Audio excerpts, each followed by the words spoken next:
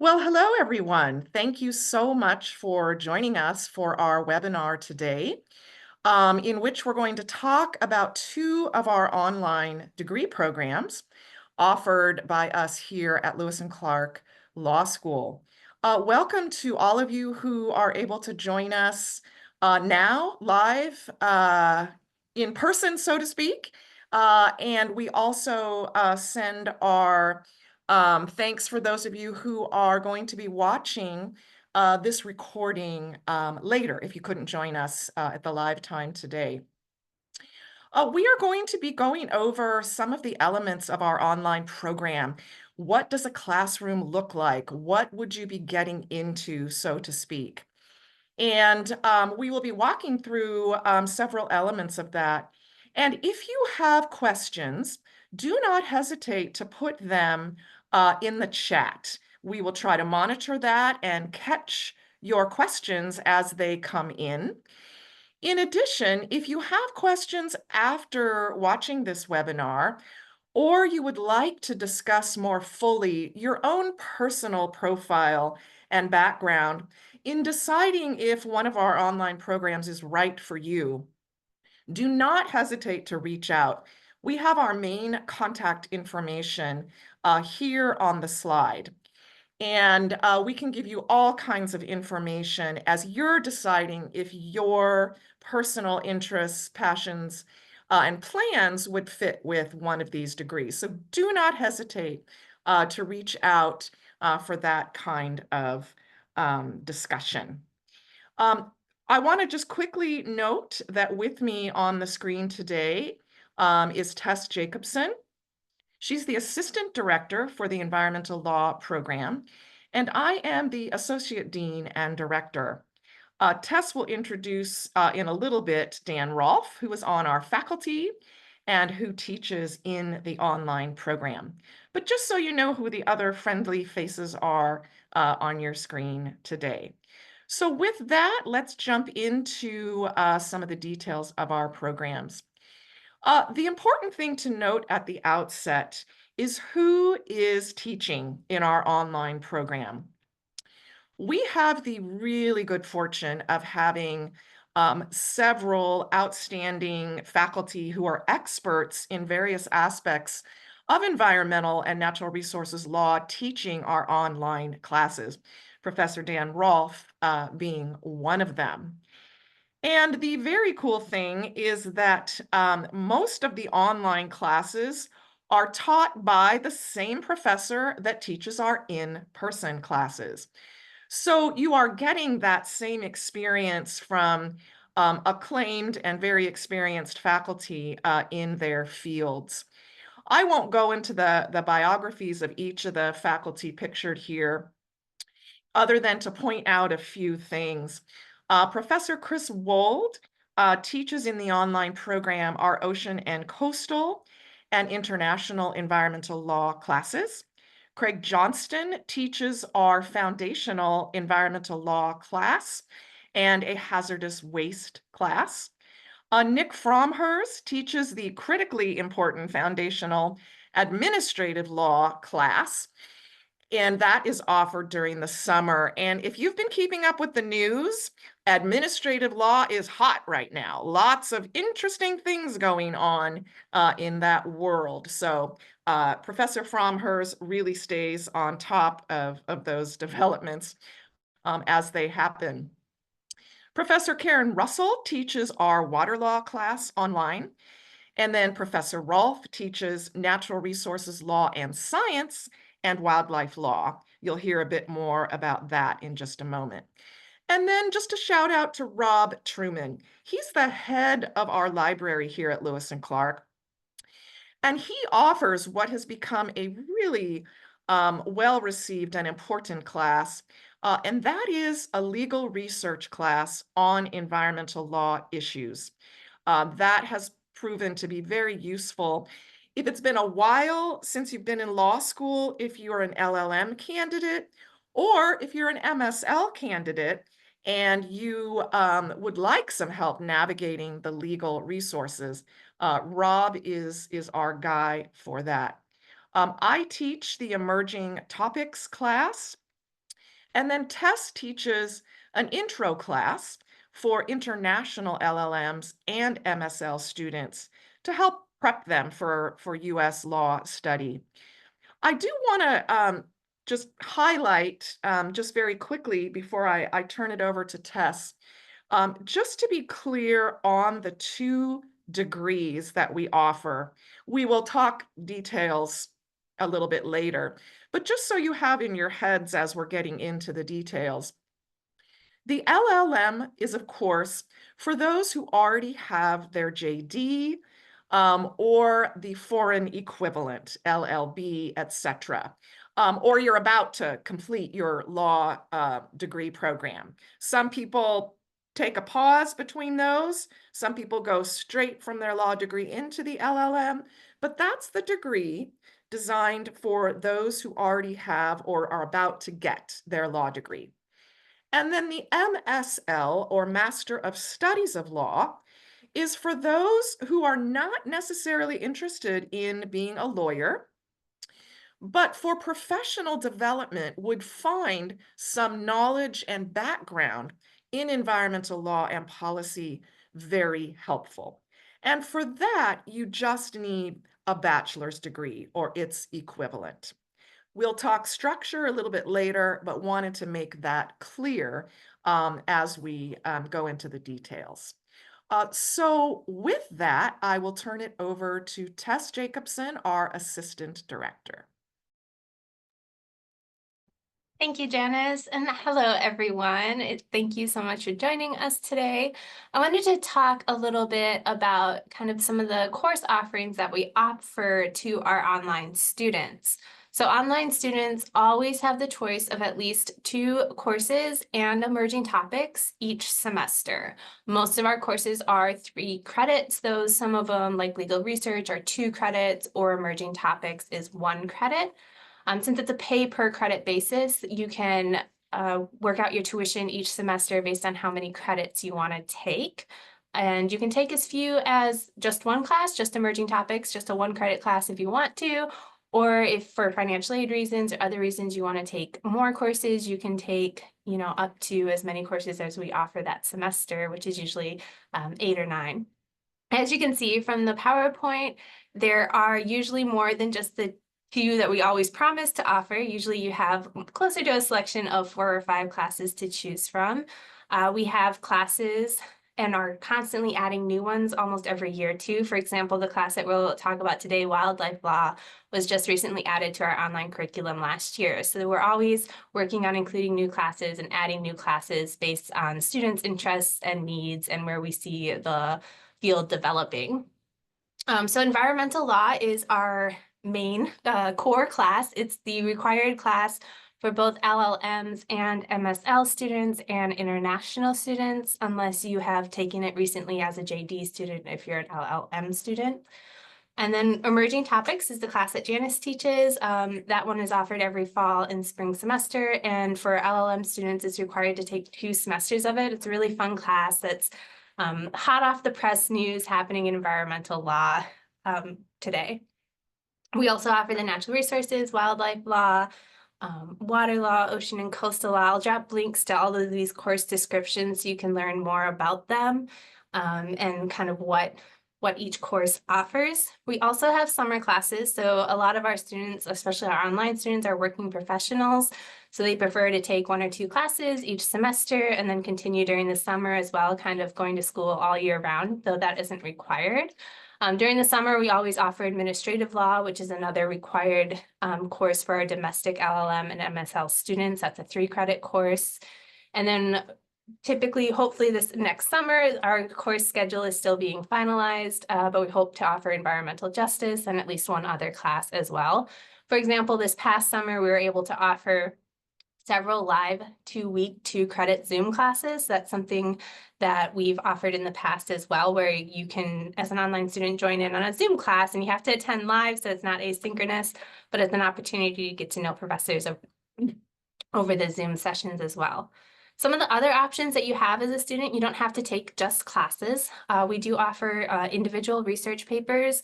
Those are great opportunities, 1, 2, or 3 credits that you can dive deeper into a specific topic that you're interested in, or maybe you want to learn more about a topic that isn't necessarily covered in a class yet.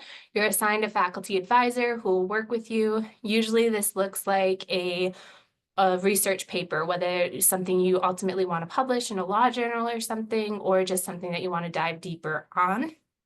We also offer students a chance to do externships. So if that's something you're interested in, that practical skills experience, you can work with myself or Janice and with our career services office to help get an externship placement set up during the semester, during the school year. We have a lot of students take advantage of that just to get that practical experience, and we offer that for both LLMs and MSL students. And externships is a little bit of a law school term. It's very similar to an internship. So it's something where you're working outside of the school, usually outside of an academic setting at a nonprofit or a government agency or something, a law firm, something like that. And we are able to help you get academic credit towards your program with an externship. Some of the other course offerings that we have upcoming is in international environmental law. That one's offered every other year. And the Clean Air Act is an upcoming course. And again, we add new courses regularly. So that's something that we're always updating, always adding. So if you're applying for next year, we'll probably have some new courses ready to go to by next fall. So I am going to briefly introduce Professor Rohlf, and he teaches our wildlife and natural resources in our online program. In our in-person program, he also teaches public lands, law, science, the environment. So if you ever want to take any of those in-person classes, you're always welcome to attend in person any given semester or year. We welcome our online students to do that as well, though a higher tuition rate would apply. And Professor Rohlf is going to talk a little bit about his wildlife law class. He's been with us in our online program since the beginning, and he's been at the law school since 1988. And he also co-founded our Earthrise Law Center, which is our environmental law clinic here at Lewis and Clark as well. So thank you, Professor Rohlf. Thanks a lot for that introduction, Tess. And it's a pleasure to be here and talk to prospective online students. As Tess mentioned, I have been involved in our online program from the very beginning. So like most of my colleagues, we're quite experienced with teaching online. And so I find myself finding new ways all the time to get to know our online students better and to work with them in different ways, and also to structure our courses and activities in ways that can really engage students online, even in an asynchronous format. So to just give you sort of an idea, for example, as to how I teach my wildlife law class online, I'll just go through a little bit in how the class is structured and how you might experience the class as an online student. We use the Canvas web structure for our online classes. Our classes are divided into modules which pretty much exactly mirror a week during the regular semester at the law school. And in fact, during the calendar school year, our online classes, our modules mirror the weeks of class for online classes. My wildlife law class is structured online very much like I've taught it in person for well over 3 decades. The main exception, of course, being that the lectures are asynchronous, but you have also a lot of other ways to engage with both me as the instructor, as well as my other colleagues, as well as the material. So reading assignments are posted on the Canvas site as well. So you read the required content for that particular module that week, as well as watch the lecture. And then in my classes, For each module, students either do a discussion question where I pose some questions relevant to the issues that we're talking about for that week. And then people post written responses, respond to their colleagues in the class, because we have lots of amazing students with terrific backgrounds and experience. And so we can all really learn from each other. And so students engage with each other and respond to each other's comments. I go through and evaluate all the comments. And then every week for discussion questions, I record a Zoom video where I talk about people's responses.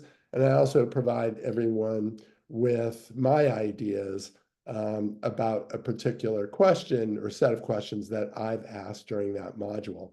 So you're getting real-time feedback on your specific discussion posts and those of your colleagues in the class, and my ideas on the discussion question that I've posed. Other modules in my wildlife class may have a quiz. So quiz usually consists of 7 to 10 questions. They're multiple choice questions.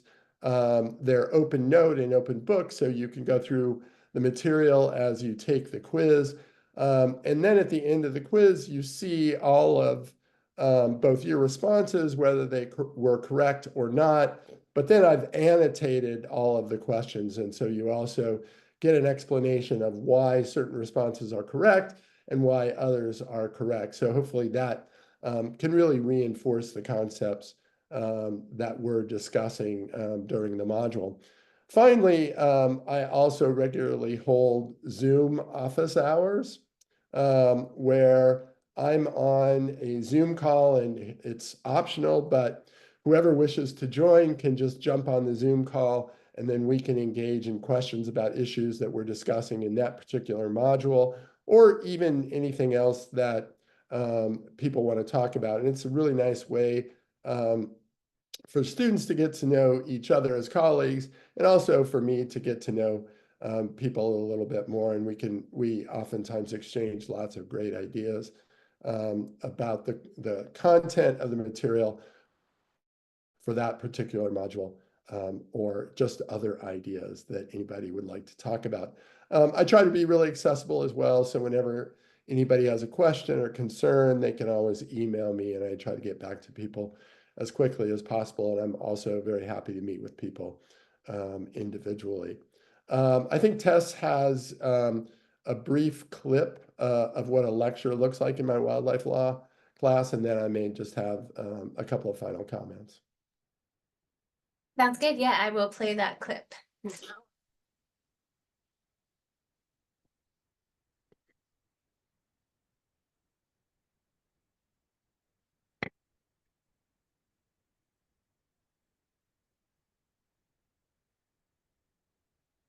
I'm not sure we can hear the audio, Tess.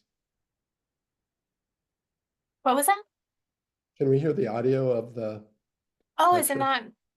Of course. Zoom issues. There's always some kind of Zoom issue, I right? was enjoying, though, trying to lip read what Professor Rohlf might be saying. It was quite Indeed. entertaining.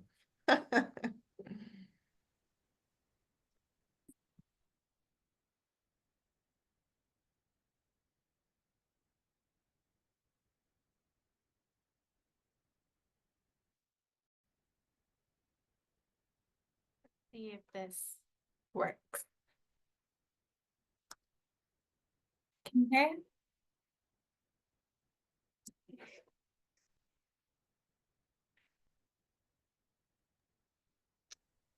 No, that audio still isn't coming through very well, Tess, but maybe I'll just jump in and talk a little bit about the lectures. And I will say that occasionally, of course, with a technological platform and everything, there are once in a while a few glitches like we're experiencing now, of course.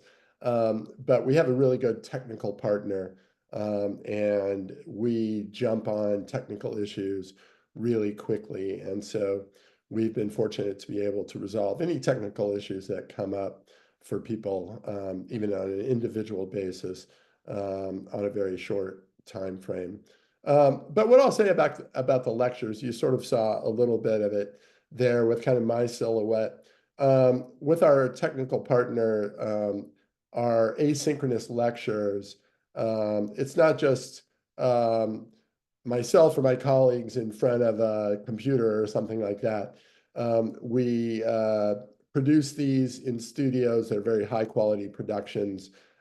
We have a lot of graphics and headers to really help people engage with material and follow along with substantive issues.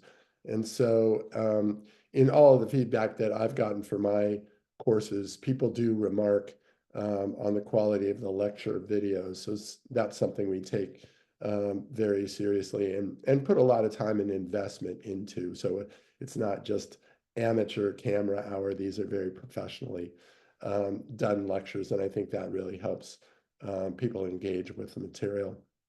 The last thing I would say too is Tess mentioned the ability to work on an individual basis with faculty here at Lewis and Clark as well. And I just want to underline that.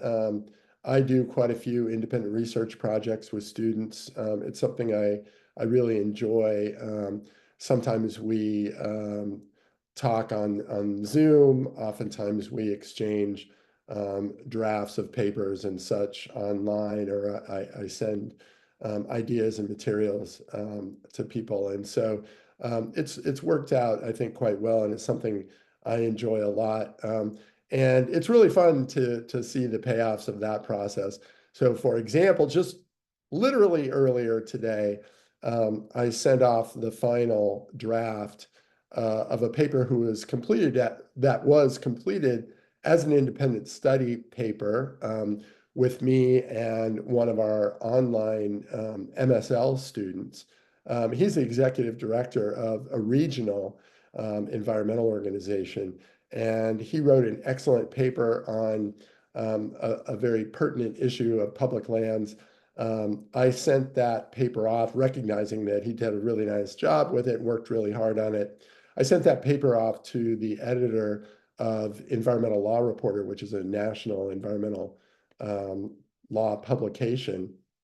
And I just sent the final draft off to the editor for publication today. So we'll see that probably being published by the end of the year. So just really kind of a fun example of that opportunity to work closely with Lewis and Clark faculty as well.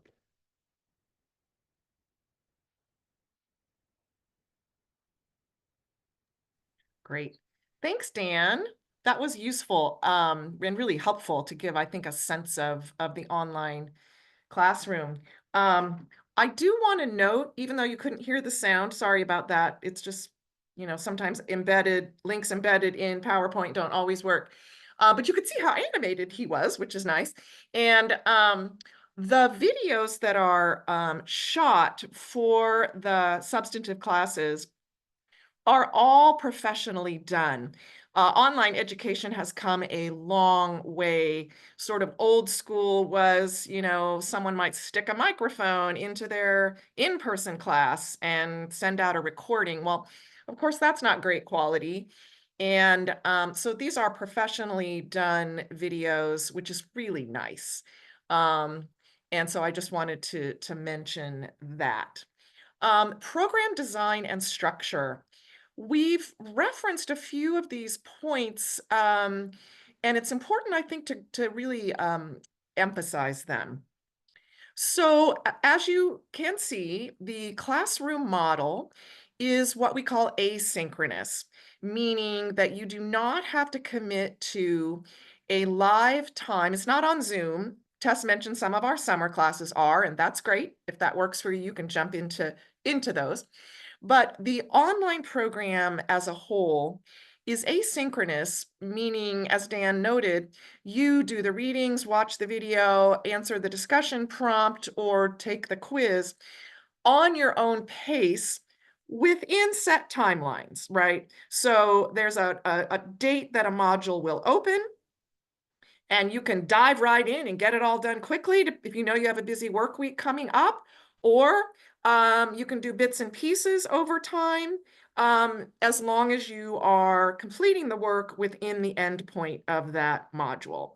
So it's a, it's a relatively short time, just like it would be in a classroom, but it's up to you to decide when you can listen to that lecture, how that fits within that time frame. So that's really nice, self-paced structure, which is great for those of you, many of you who have families, jobs, other obligations, to be able to fit that into your day, as works for you. We also mentioned our tuition is based on a per credit rate as opposed to an overall blanket charge. And that allows you to control your budget, decide how much you can and want to spend on tuition each semester, sort of commensurate with finances that you are dealing with. I do want to mention that financial aid is available for online degree programs, just like in-person programs. So many of you may have filled out the wonderful FAFSA form in your past academic experiences, and that is equally applicable to these types of programs as well. In addition, we offer scholarships, merit-based scholarships.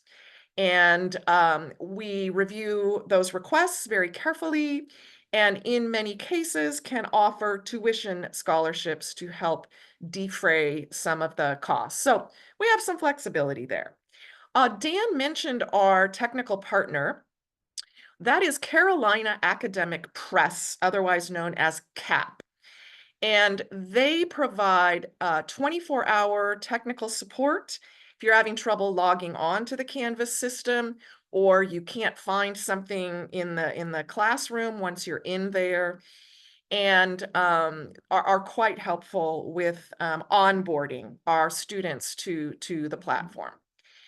And in addition, as Dan mentioned, many of our professors are able to host virtual office hours through Zoom, and are all happy to meet one-on-one with students through Zoom, email exchanges, or simple phone call. So we mentioned that because we know that online education can sometimes feel a little alienating, like you're just out there all on your own in cyberspace doing your thing. And we have worked really hard to help our students feel connected to the faculty and to each other. So the opportunity to see each other's responses to a professor's discussion question, as Dan mentioned, we see some great exchanges amongst our students. It's very gratifying.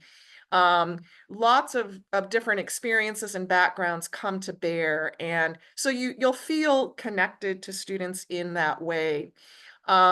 We also try to arrange for happy hours, social hours, live Zoom sessions with our online students.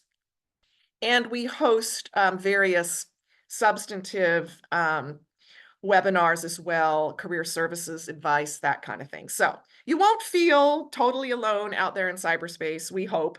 Most of our students really do feel connection to us at Lewis and Clark. In terms For of the, example, yes, if I could just jump in for a yeah, please moment. do. Please do. Um, For example, tomorrow we're having an event at the law school where we're honoring some of our distinguished environmental alums.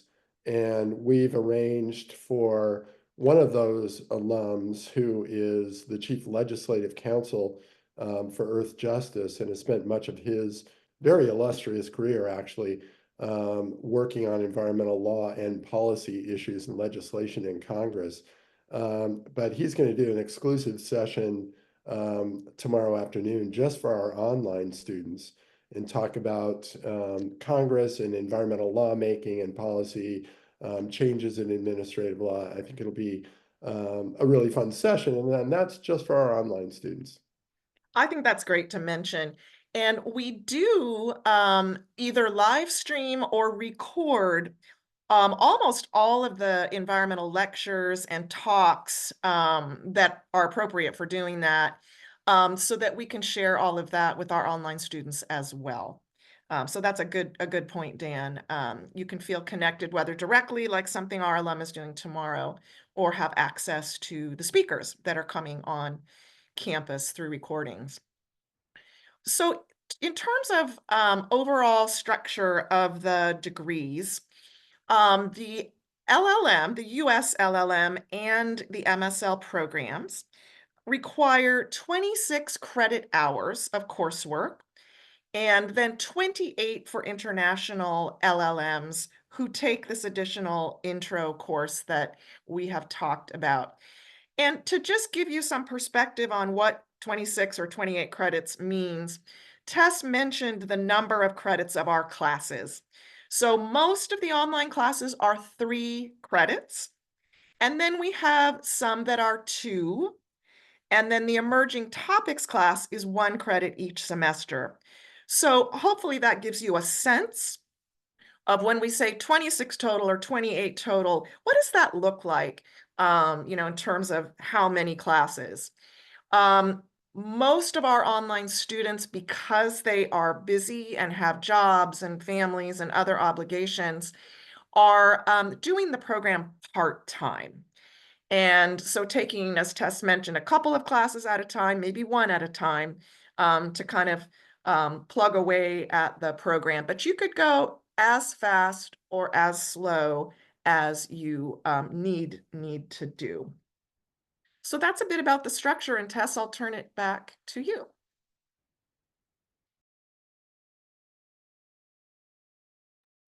Thanks, Janice. So I'm going to talk a little bit about what we look for in our applicants and our applications. So for the LLM program, you do have to be a graduate of an accredited US or international law school. So that would be a JD if you're in the US, or an LLB, or if it's equivalent if you attended a university outside the US. We also really look for a excellent academic record. We have a rigorous program. The law school classes, they're hard, doable, but hard. So we really look for that strong academic record and some experience with legal research and writing skills for the LLM students. And then we also look for a genuine interest in environmental, natural resources, or energy law. This program is exclusive to environmental laws. So we really are looking for that interest in it that's usually expressed through your personal statement, possibly through your work or academic record as well. And then an important note is that actual bar membership is not required. So you don't have to be a member of a bar in order to apply for the LLM. So as long as you have that JD or LLB, or will have graduated with that by the time you start the program, that is sufficient. For our MSLs, it's a little bit different because you haven't gone to law school, probably. And so we're looking for a bachelor's degree. So whether that's through a US institution that's accredited, or through an international college or university. And it can be in anything. We've had people come through our program who are journalists, who work in nonprofits, who are communication specialists. And a lot of science people come through our program as well, because they deal a lot with these laws and regulations in their work, and they want to know more about that. So same thing, we are looking for, a strong academic record with analytical writing skills. So MSL students will be required to submit a 5 to 7 page writing sample. Again, doesn't have to be environmental in nature, but is something that shows off your writing skills. Usually something written in undergrad or through a work product is sufficient for that. And again, just that genuine interest in environmental, natural resources, or energy law is really important to the program, because these are the classes you're going to be taking. You're going to be diving deep into it. And so we want to make sure that you have that genuine interest. And a little bit about what next steps are if you're interested in applying is that you can start as early as spring semester, which for us is January 2025. So just in a few months. Our application deadline for that is November 15th. If you'd like to be considered for a scholarship, Janice mentioned our tuition awards, which is a discount off the tuition. We would like that application to be submitted by October 31st. Best to always submit the FAFSA as early as possible, especially nowadays. So if it's something that you're thinking about, even if you're not sure if you'd start in January or possibly in the summer or the fall, we offer start dates for all those terms for most of the programs. With the exception of international MSL students are only allowed to start in the fall, just because of logistics for getting visas, things like that. But with the online program, you can start at any point, spring, summer, or fall. So submit that FAFSA if you plan to start anytime in the next year. I just recommend submitting that as soon as possible. Other kind of documents that are required is the online application form for either the MSL or the LLM program, whichever program you are wanting to apply for. I'll drop a link for that shortly during the Q&A in the chat so you have it handy. And also that statement of interest, again, that's where we're looking for that genuine interest in environmental, in natural resources or the energy law. Talks a little bit maybe about your background or what's drawing you to the program or how you think the program might be benefit you in your future career. It doesn't have to be very long. Usually 1 page is totally sufficient for the statement. And then we also look for a resume, typical business resume, totally it works for this. Doesn't have to be anything special, just your work experience, academic history if you have that. And then unofficial transcripts for either, if you're applying for the LLM, we just need your JD or your LLB. We don't require undergrad transcripts. If you're applying for the MSL program, we'll need your undergrad transcripts. And for the purposes of applying, unofficial is totally fine. When you're admitted and start the program, that's when we'll request your official transcripts from your institution. We also ask for 1 to 3 letters of recommendation. And these are great if they come from professors, if you've recently taken classes or still have relationships with professors from law school or from undergrad, it's great to have academic letters of reference. However, professional letters of reference from an employer or a supervisor, if you do volunteer work or something, those are always great to have as well. Just try to avoid asking friends and family for reference letters. We know they're going to talk really great about you, but we are looking for ones that can kind of talk to your ability to succeed in an academic setting at law school. And I mentioned earlier that MSL students are required to have that 5 to 7 page writing sample. We don't require it for LLMs or LLBs because we think that you probably got enough writing experience in law school that you'll be able to do that. So it's for the MSLs that we require that writing sample. And then international students, we do require a TOEFL or an IELTS score. Otherwise, other evidence of English fluency. So if you attended a graduate program or your undergrad at a primarily English-speaking country, or if that was entirely taught in English, sometimes that will satisfy that. If you have questions about that, feel free to reach out. I'm happy to let you know or work with you on what that English fluency evidence is required for the visa purposes. I think that was most of what I had to cover, so we're happy to take any questions if you have any questions for myself, Janice, Dan. Yeah, and feel free to type those in the chat. Or if you don't have any questions right now, but some occur to you as you're mulling over the information, again, whether you're here with us live right now or listening to the recording later, don't hesitate to reach out. We've got our contact information again there on the slide. I will toss out maybe a couple of frequently asked questions just so folks know some of the answers to those. One of the questions that we get is, can I, in any given semester, take some of your in-person classes? If I'm able to come to Portland for a semester, would I be able to jump into in-person classes and then maybe go back to online? And yes, that is entirely possible. And we've had several online students do that. So it doesn't always work. It may not be possible for you to come to Portland, but if it is, then certainly that is an opportunity for you. We actually have a few online students each year who are in Portland, but really can't do the in-person program because of their work obligations or other obligations. And of course, that's easy for them to pop into an in-person. But we've had other students certainly come from other parts of the US to pop into in-person classes. So I just mentioned that as something interesting if that would ever work for you. The other thing that we get asked about is, and I mentioned this just very briefly, but I want to emphasize sort of the all-important career services advice, right? So people come to the MSL and the LLM program with very different backgrounds. Some folks have extensive work experience. Some have very little work experience. So there's no one size fits all as to the kinds of jobs we might steer you towards as you're looking. And some folks have a job that they love in the environmental field already, but they're looking to um, just deepen their knowledge of environmental law and policy. So everyone comes to us with sort of a different objective in getting these degrees. But we have a really terrific career services office, and they, like us, are available for one-on-one Zoom appointments. They offer things like resume review, cover letter review, and mock interviews, which we highly recommend if you are seeking a job and it's been a while since you've been in the interview mode, or you are new to interviewing for environmental positions.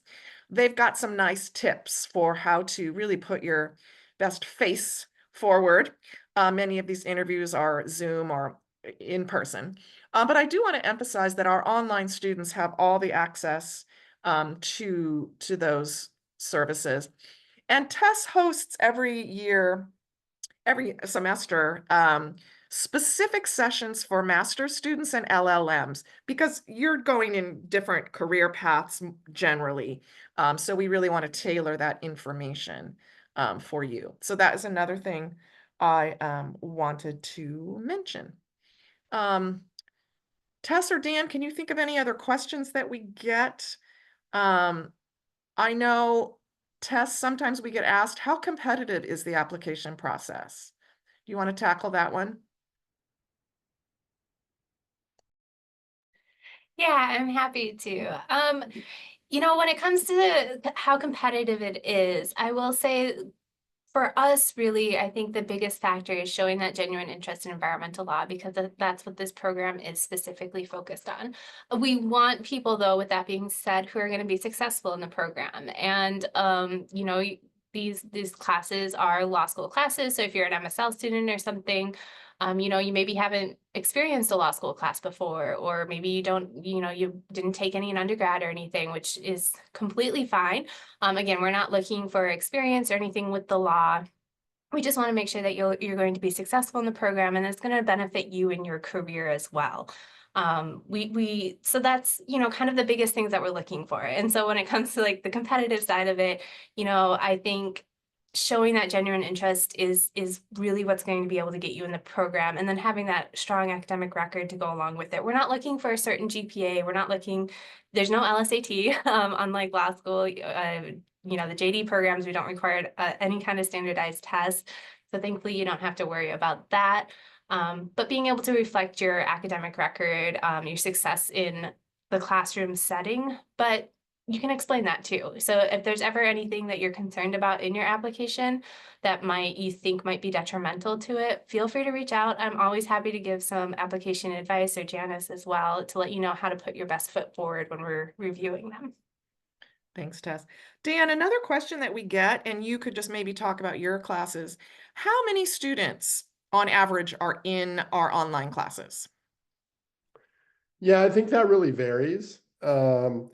Some of the classes, especially in the summer, I think are relatively small, where there will be around maybe a dozen students or something like that. Sometimes that's a size during the regular semester as well.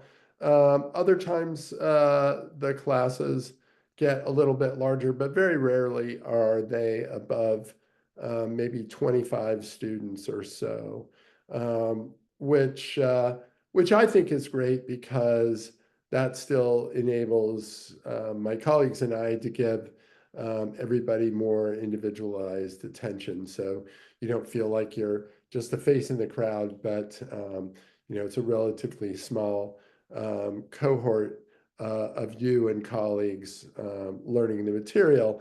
And we as the faculty can afford to provide as much individualized assistance or collaboration and communication with everybody in the class. Great. I think that's important because You're not in a classroom with hundreds of other people. Some online programs are designed that way, and that's great. But we have manageable amount of students, very healthy amount for robust discussion, but you're not going to feel like you're in a giant um, class. So I think that's important. Well, I think that is all the information that we have for all of you today. And again, feel free to reach out with specific questions. And thank you very much for being with us here today in real time, or for listening to the recording. Thank you, Tess, and thank you, Dan, for joining us. And we will say goodbye at this point. Tess, any final things to say? I don't think so. No, thank you all for coming. It was great. Feel free to reach out. Any questions, we're always available. Great. Thanks, everyone.